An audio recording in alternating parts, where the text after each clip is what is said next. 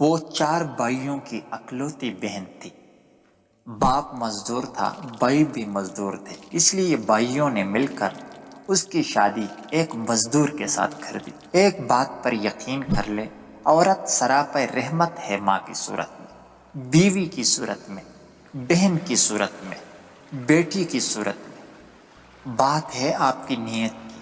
اگر آپ کی نیت نیک ہے تو آپ اس رحمت کے حقدار بن جائیں گے، اور اگر آپ کی نیت میں کھوٹ ہے تو سراپے رحمت تو کیا، رحمت خداوندی بھی آپ سے روٹ جائے گی۔ خیر، اس مزدور کی نیت نیک تھی۔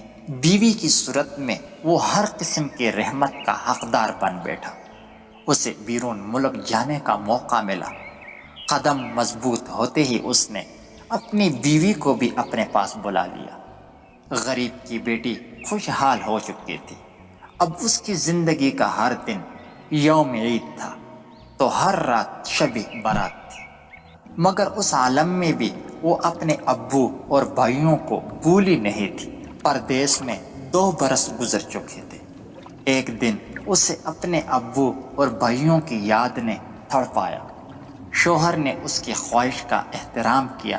اب وہ وطن واپس لوٹ رہی تھی۔ اس نے اپنی واپسی کی کسی کو اطلاع تک نہیں دی۔ وہ اپنے گھر پہنچ کر اچانک سب کو خوشی دینا چاہتی تھی، خوشی پانا چاہتی تھی۔ وطن پہنچ کر وہ سب سے پہلے اپنی امی کے پاس گئی۔ امی شہر خاموشہ میں ابدی نیند کے مزے لے رہی تھی، مگر وہ جانتی تھی کہ اس کی آمد پر امی کو سکون ضرور ملا ہوگا۔ اب وہ اپنے گھر پہنچی۔ اسے اچانک اپنے سامنے دیکھ کر اس کے بھائی پریشان ہو گئے۔ ابو کہاں ہیں؟ اس نے سوال کیا۔ اس سوال کا جواب دینا سب بھائیوں کے لیے مشکل ہو رہا تھا۔ پھر اسے ایک پڑوسن سے اپنے سوال کا جواب ملا اور سراغ بھی ملا۔ نالائق بیٹوں نے اپنے باپ کو گھر سے نکال دیا تھا، اور اب اس کا باپ ایک جھونپڑی میں اپنی زندگی کے دن پورے کر رہا تھا۔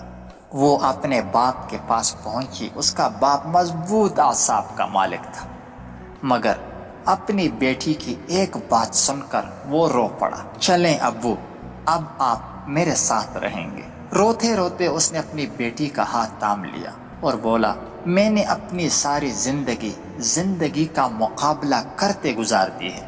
زندگی میں بس 2 بار رویا ہوں۔ ایک بار تب جب تم پیدا ہوئی تھی تو میں شرمندگی کے احساس سے رویا تھا، اور دوسری بار آج جب تم نے مجھے سہارا دینے کی بات کی ہے۔ باپ کی بات سن کر بیٹی بھی پھوٹ پھوٹ کر رونے لگی۔ رحمت تو بس رحمت ہوتی ہے، پھر چاہے کوئی اس کی قدر کرے یا نہ کرے۔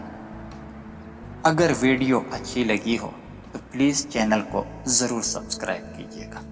شکریہ۔ اللہ حافظ۔